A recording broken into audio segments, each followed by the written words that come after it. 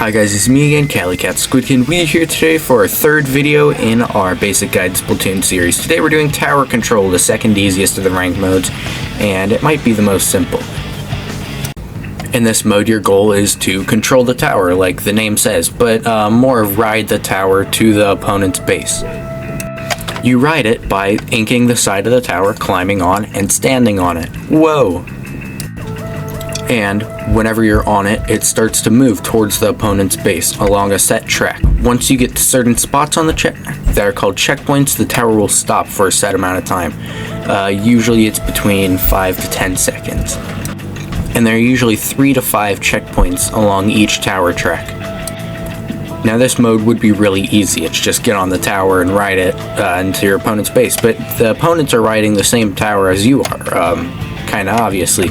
And so you have to dodge the opponents, have certain people on the tower at certain times, make it so you can keep people on the tower, and the tower keeps moving while keeping the opponents back and killing the opponents.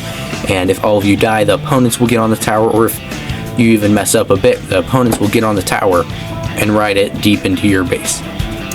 There's also a slight catch-up mechanic where if you push the tower into your opponent's base and the opponents step on the tower is going to move double the speed back to the middle. Once it gets to the middle, it's going to go at the normal speed again. And for the previously mentioned checkpoints, once you've broken a checkpoint, the broken checkpoint will stay broken. You can keep going through it without having to stop the next time you go past it. But if you're at a checkpoint and you're almost done with it, and the opponents take control of the tower and push it back, you have 2 seconds before the checkpoint restocks its health. So you've gotten through 4 seconds of a 5-second one, the opponents step on it, you have 2 seconds before you have to go through those 5 seconds again. When your team is on the tower, your special meter will instantly be charging very quickly. This is mostly for the tower rider to be able to use their special and actually do something. But it's slightly overpowered. So if the opponents are getting their specials a lot and pushing you back, that's why.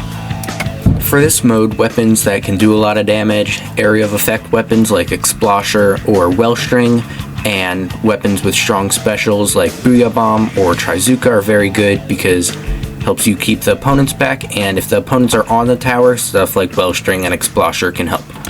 Your bombs are also very important in this mode, specifically for throwing them on the tower, so burst bombs aren't too helpful. Beacons can get you into the opponent's base quickly, or even back to your base when the opponents push into your base. Or point sensor, because everyone's going to be by the tower, you can see where they are on the tower.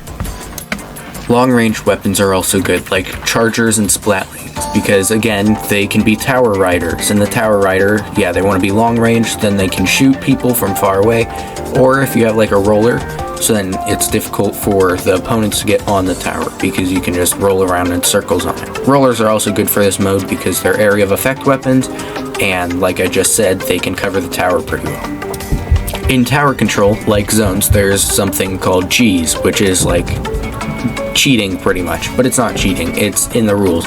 In this case, you would use Kraken and stand on the tower. Because you're invincible, you can just get a solid 10 points without any pushback from the opponents. But in Kraken, the opponents can shoot you and you fall back. So,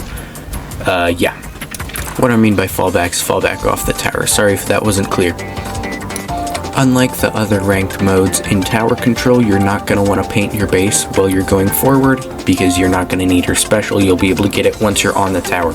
Also, once you get into the middle, instead of going straight onto the tower, try to find a side area and shoot your opponents. Once they have 2 people or you have a 2-person advantage, then it's a good time to go onto the tower.